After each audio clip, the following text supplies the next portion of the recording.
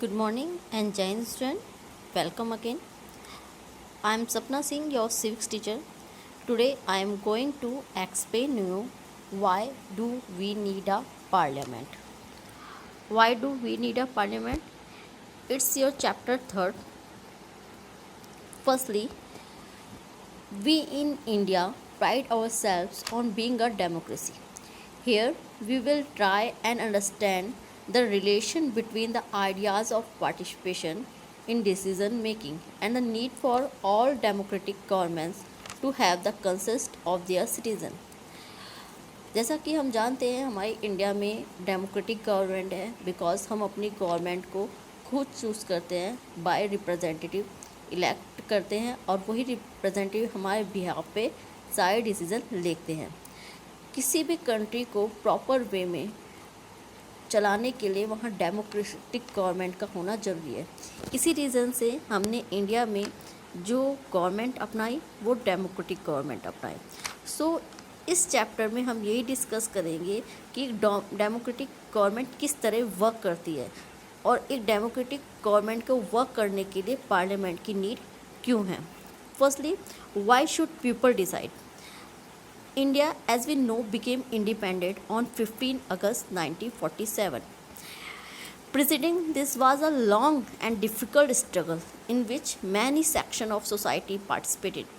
People from various backgrounds joined the struggle and they were inspired by the ideas of freedom, equality and participation in decision making. Under colonial rule, the people had lived in fear of British government and did not agree with many of these decisions that they took the British government and make demands. जैसा कि हम लोग अच्छी तरह जानते हैं कि हमारा जो इंडिया है वो 15 अगस्त 1947 को इंडिपेंडेंट हुआ और जो ये इंडिपेंडेंस थी, जो ये फ्रीडम थी, ये हमें काफ़ी 150 अप्रॉक्सली 200 ईयर्स के बाद ये हमें मिली थी और इसके लिए हमने काफ़ी स्ट्रगल करा। काफ़ी सारे जो हमारे फ्रीडम फाइटर्स थे उन्होंने अपनी जान की बाजी तक लगा दी और बिकॉज इंडिया में उस टाइम में किसी भी इंडियन को डिसीज़न मेकिंग की पावर नहीं थी। मीन्स हम अपने रूल्स अपने राइट्स के लिए बोल भी नहीं सकते थे। ब्रिटिश गवर्नमेंट की जो भी चाह होती वो अपने अकॉर्डिंग वही करती। ऐसे में जब हमने अपनी आज़ादी के लिए स्ट्रगल करा तो हम ज़्यादा इंस्पायर हुए ऐसे कि हमें फ्रीडम मिले, हम सब इक्वल हों, हम सब एक साथ मिलके हम जो भी डिसीज़न लिया जाए कंट्री के लिए वो एक साथ मिलकर लिया जाए। तो इस रीज़न से हमने डिसाइड किया कि हमारे यहाँ जो गवर्नमेंट होगी वो कैसी होगी, डेमोक्रेटिक गवर्नमेंट होगी। But they face grave danger if they try to criticise this decision and the freedom movement change this situation. The nationalists began to openly criticize the British government and make demands. As far back as 1885, the Indian National Congress demanded that there be elected members in the legislature with a right to discuss the budget and ask questions. The Government of India Act 1909 allowed for some elected representation. But जब हमने ये सब decide किया 1885 में Indian national Congress ने demand की जो legislature होगी उसमें इंडियन बजट जो भी होगा इंडियन रिप्रेजेंटेटिव लेंगे। बट इसके लिए हमें काफ़ी सारी जो हार्ड सिचुएशन को फेस करना पड़ा। While they early legislature under the British government were in response to growing demands of nationalism and they did not allow for all adults to vote nor could people participate in decision making. लेकिन जो British government थी उसने allow नहीं करा कि India जितने भी लोग हैं वो सब वोटिंग का राइट दे बिकॉज यूनिवर्सल एडल्ट फ्रेंचाइजी के लिए ब्रिटिश गवर्नमेंट ने मना कर दिया। और उस टाइम में केवल जो भी लिटरेट पर्सन थे मीन्स पढ़े लिखे थे और रिच पर्सन थे उन्हीं को केवल वोटिंग का राइट दिया गया। The experience of colonial rule as well as participation of different people in the struggle for freedom left little doubt in the minds of the nationalists and that all person in independent India would be able to participate in making decision. With the coming of independence, we were going to be citizen of a free country, and this did not mean that government could do what it felt like. It meant that the government had to be sensitive to people needs and demands. The dreams and aspiration of the freedom struggle were made concentrate. concrete in the Constitution of Independent India, and that laid down the principle of universal adult franchising. But जब 15 अगस्त 1947 को हम काफ़ी struggle के बाद जब हमें freedom मिली, आज़ादी मिली, उसके बाद हमने जो भी इतना हार्ड टाइम देखा था कॉलोनियल रूल में, मीन्स ब्रिटिश गवर्नमेंट के रूल में, तब हमने एक आज़ादी की हमारी डिमांड थी, वो केवल हम ऐसे रूल से आज़ाद होने के लिए नहीं, अब हम चाहते थे कि एक ऐसी गवर्नमेंट हो, ऐसे लोग हम पे रूल करें जहाँ पे जो पब्लिक है वो रूल करे, मीन्स पब्लिक की जो एस्पिरेशन है, ड्रीम्स है, वो फुलफ़िल करे जाए, कोई उन पे राज ना करे, वो अपने खुद के गवर्नमेंट बनाए और वो अपने अकॉर्डिंग ही अपनी गवर्नमेंट को चलाए। इसी रीज़न से हमने यूनिवर्सल एडल्ट फ्रेंचाइज को अडॉप्ट किया। Universal adult franchise means all adults of India right to vote, जितने भी एडल्ट्स होंगे मीन्स 18 ईयर्स अबव जितने भी एडल्ट्स होंगे उन सबको वोटिंग का राइट दिया जाएगा।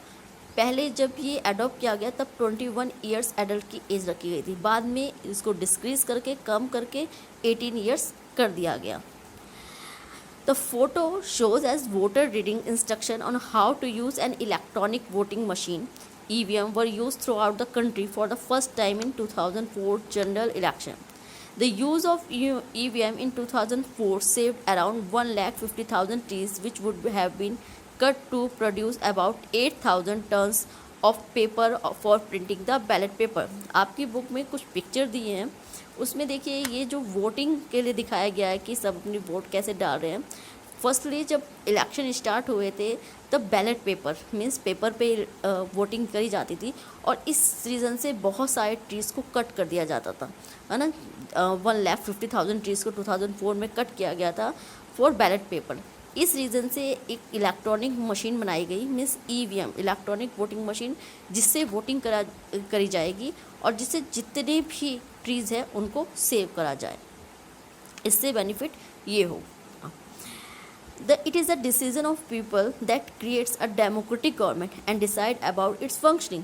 The basic idea in this kind of democracy is that the individual or the citizen is the most important person, and that in principle the government as well as other public institution need to have the trust of the citizen. इसलिए क्या decide किया गया, ऐसी government democratic government जिसमें public trust कर सके, जिसमें public का ट्रस्ट और जो पब्लिक के एस्पिरेशंस को, ड्रीम्स को पूरा कर सके।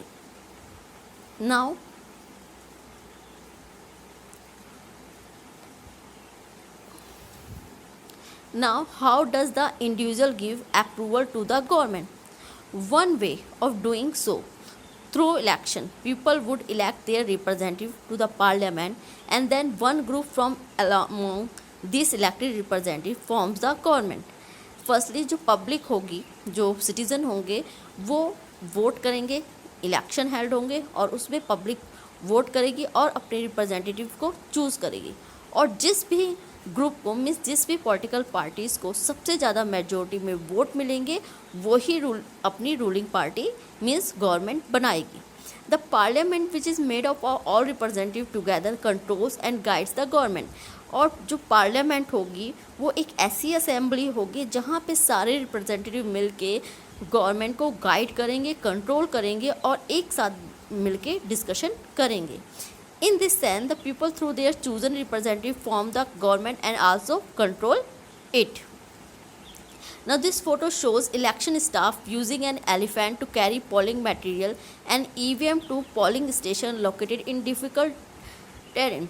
आप जैसा जानते हैं हमारी इंडिया में जो इलेक्शन हेल्ड करवाती है वो इलेक्शन कमीशन है, और ये एक इंडिपेंडेंट फ्रीली इंस्टीट्यूशन है जो फ्री एंड फेयर इलेक्शन करवाती है, जिससे किसी भी तरह की माल प्रैक्टिस मीन्स किसी भी तरह की बैड ट्रिक्स का यूज़ ना करा जा सके। आप इस फोटो में देख रहे हैं किस तरह से जो रूलिंग एरिया है जहाँ पे पहुँचना बहुत डिफ़िकल्ट है, वहाँ पे EVM मशीन को एलिफेंट के थ्रू भी ले जाया जा रहा है वहाँ इलेक्शन हेल्ड करवाने के लिए।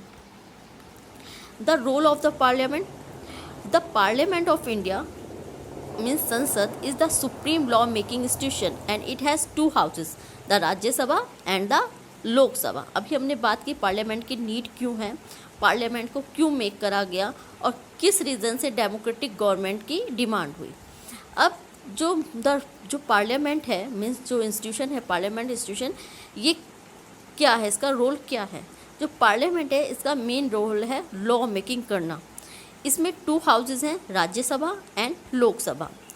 The role of the parliament created after 1947, the Indian parliament is an expression of the faith that people of India have in principles of democracy, and these are participation by people in the decision making process and government by the consent. The parliament in our system has immense power because it is the representative of the people, and election to the parliament are held in a similar manner as they are for the state legislature.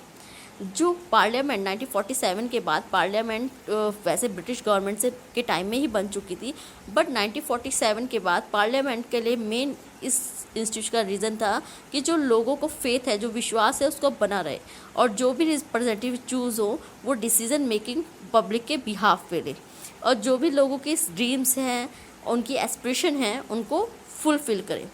Parliament election का जो time है वो 5 years का tenure होता है। Same state legislature का, same हमारी local government का, सबका टाइम पीरियड इलेक्शन का 5 ईयर्स होता है।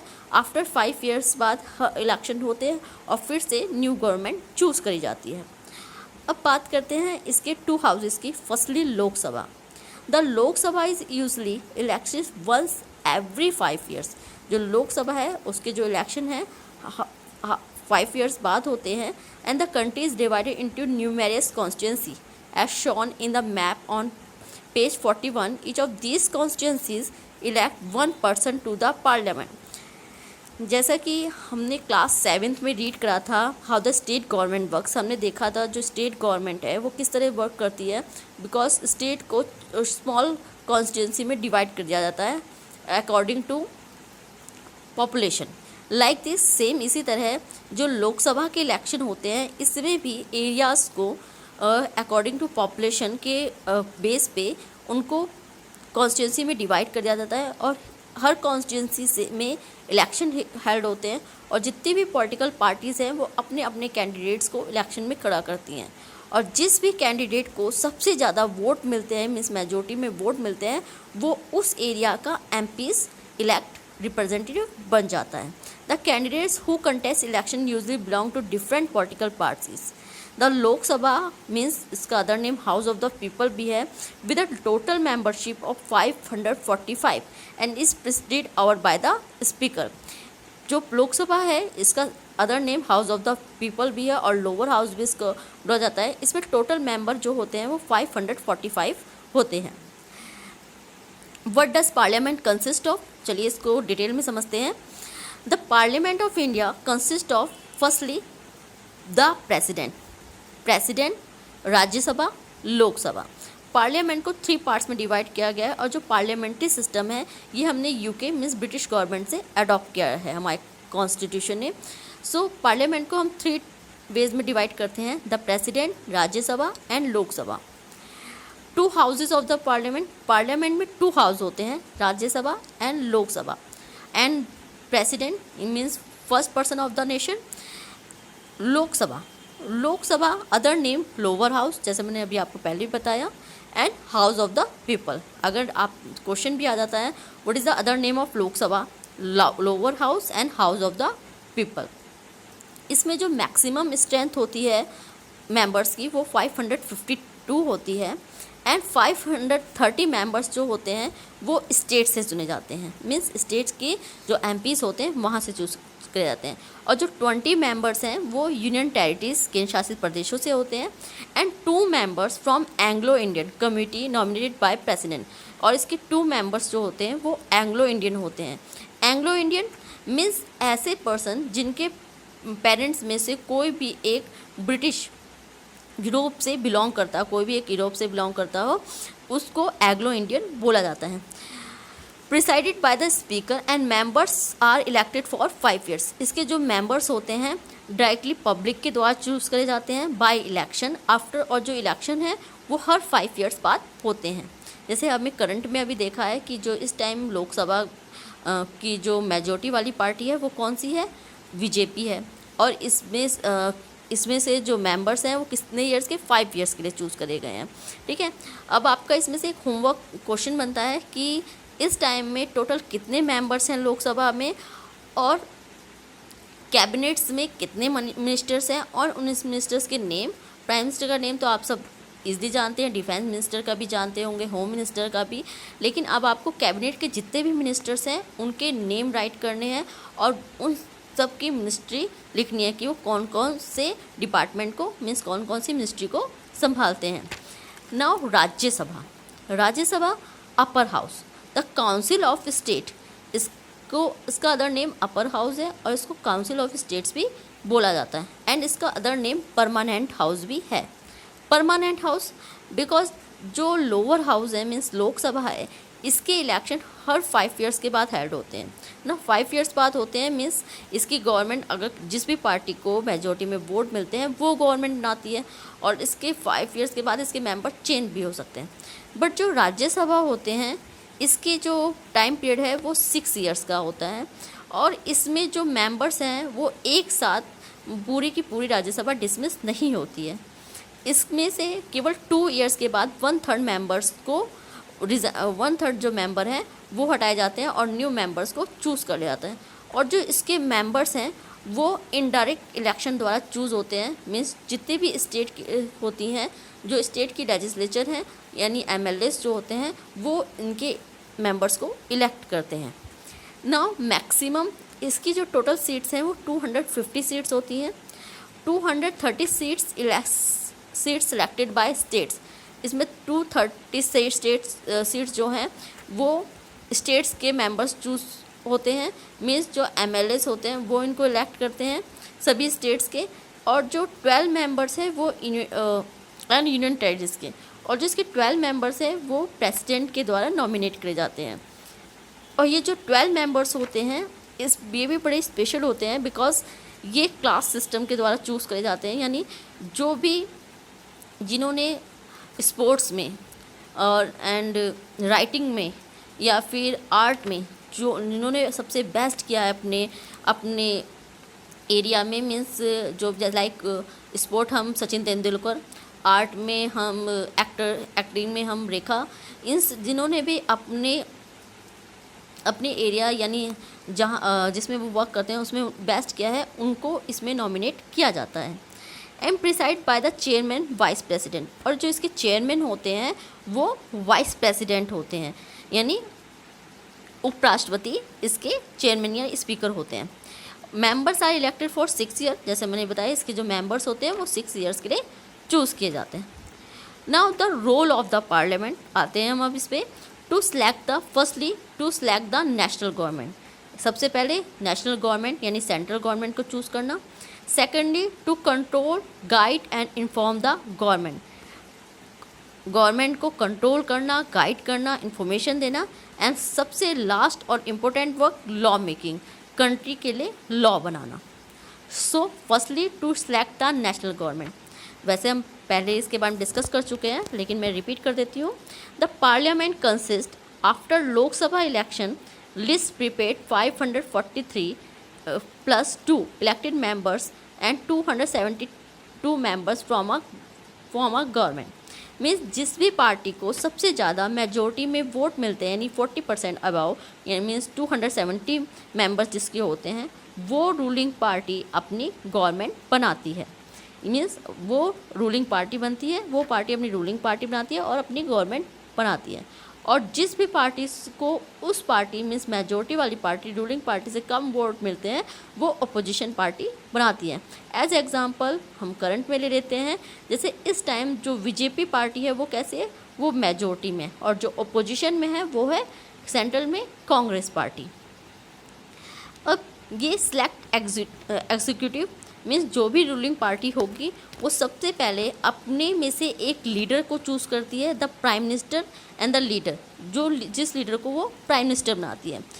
उस रूलिंग पार्टी में से फिर प्राइम मिनिस्टर प्रेसिडेंट से डिस्कस करके कैबिनेट मिनिस्टर को चूज़ करता है और उन सभी मिनिस्टर को given charge education, health, finance means अलग अलग मिनिस्ट्री उनको सौंपता है या रिस्पॉन्सिबिलिटी देता है। नाउ अगर ऐसा कभी होता है कि किसी भी पार्टी को मेजोरिटी में वोट नहीं मिलते, मीन्स 272 से कम वोटिंग उसको मिलते हैं, तो ऐसे में कुछ पार्टी मिलके कोलाइजेशन की गवर्नमेंट बना लेती हैं। यानी जब किसी भी पार्टी को मेजोरिटी में, किसी पॉलिटिकल पार्टी को मेजोरिटी में वोट नहीं मिलते, तो कुछ पार्टीज़ आपस में मिलकर कोलाइजेशन की गवर्नमेंट बना लेती हैं। ऐसा इंडिया में कई बार हुआ है। और ये कब हुआ है? ये जब इंदिरा गांधी के टाइम पीरियड के बाद ऐसा कई बार देखने को मिला कि कोलाइजेशन की गवर्नमेंट बनी। सेकेंडली, राज्यसभा, कोई भी बिल, कोई भी लॉ पास होना होता है, उसमें राज्यसभा के जो मेंबर्स होते हैं उनका एग्री होना जरूरी होता है। फर्स्टली बिल, एक बिल को रिक्वायर्ड टू पास होने के लिए राज्यसभा के मेंबर्स को होने एंड बिकम अ लॉ, और वो लॉ तभी बनेगा जब राज्यसभा के मेंबर उस पर एग्री होंगे ना। इम्पोर्टेंट रोल, अगर कोई भी मीन्स यानी मनी बिल, 2 टाइप के बिल होते हैं, आपने class 7, ordinary bill and money bill. जो ऑर्डिनरी बिल होता है वो दोनों ही हाउसेस में शो करना जरूरी होता है, बट जो मनी बिल होता है वो केवल लोकसभा में शो करा जाता है, इंट्रोड्यूस करा जाता है। और ऐसे में जो राज्यसभा का काम है, वो उसका वर्क है कि जो भी बिल पास किया जा रहा है उसको रिवाइव करना, यानी उसको एक बार डिस्कस करना, और अगर उसमें कोई भी चेंज करना हो या फिर कोई भी चीज़ उसे रॉन्ग लग रही है तो उसको चेंज करने के लिए बोलना। Now to control, guide and inform the government. Generally, the first hour of a sitting of Lok Sabha is devoted to questions, and that hour is called question hour. Firstly, जो भी means हमने देखा, जो cabinet ministers होते हैं वो ruling party के members बनते हैं, मीन्स वो एग्जीक्यूटिव बनाते हैं। ऐसे में जो अदर एमपीज़ होते हैं उनका क्या वर्क होता है, वो ओपोजिशन में बैठते हैं। ऐसे में जो भी रूलिंग पार्टी है, मीन्स जो भी गवर्नमेंट जिसने भी जिस रूलिंग पार्टी बनाई है उसको गाइड करना है ना। कोई भी लॉ ऐसे नहीं पास हो सकता कि कोई भी ruling party means like BJP आई और उसने अपनी मर्जी से कोई भी रूल या लॉ बना दिया। नो, ऐसा नहीं होता। अगर आपको कोई भी मीन्स जो भी रूलिंग पार्टी है उसको कोई भी बिल पास करना है, सबसे पहले वो पार्लियामेंट में लाएगी, उसे लोकसभा में लाएगी, क्वेश्चन आवर चलेगा। मीन्स जो भी बिल या लॉ पास होना है उस पर पहले डिस्कशन होगा, डिस्कशन के बाद उस पर स्पेशल मेजोरिटी जिसको बोला जाता है, यानी मेजोरिटी में उस पर वोटिंग होगी, तभी वो बिल पास होगा। MPs of parliament are free to ask question. जितने भी एमपीज़ होंगे, चाहे वो पोजीशन से हो चाहे रूलिंग पार्टी से हो, उन सबको क्वेश्चन आस्क करने की फ्री है। And minister to of the government and to get information on public concern matter. और गवर्नमेंट से इंफॉर्मेशन लेना पब्लिक के लिए, कोई किसी भी पब्लिक मैटर पे, किसी भी प्रॉब्लम पे उनको आंसर रिप्लाई करना जरूरी होगा। Opposition party play role, healthy function, highlight drawbacks, policies, program. Means opposition party का काम, जैसे मैं अभी बता चुकी हूँ आपको, गवर्नमेंट को गाइड करना, पब्लिक के बिहाफ पे क्वेश्चनिंग करना, ये काम होता है ओपोजिशन पार्टी का। और ओपोजिशन पार्टी किसी भी डेमोक्रेटिक गवर्नमेंट को प्रॉपर वे में चलाने के लिए सबसे बेस्ट इंस्टीट्यूशन है ना। Government gets valuable feedback, this ways parliament control, guides, inform the government. Now law making, जैसे कि अभी हमने क्वेश्चन आप बताया, फर्स्ट रीडिंग, सबसे पहले कोई भी बिल पास होना होता है उसका सबसे पहला होता है रीडिंग। मीन्स जो भी लॉ पास होना है उसको इंट्रोडक्शन दिया जाता है, उसको इंट्रो दिया जाता है, इंट्रोडक्शन स्टेज। सेकंड होता है डिस्कशन।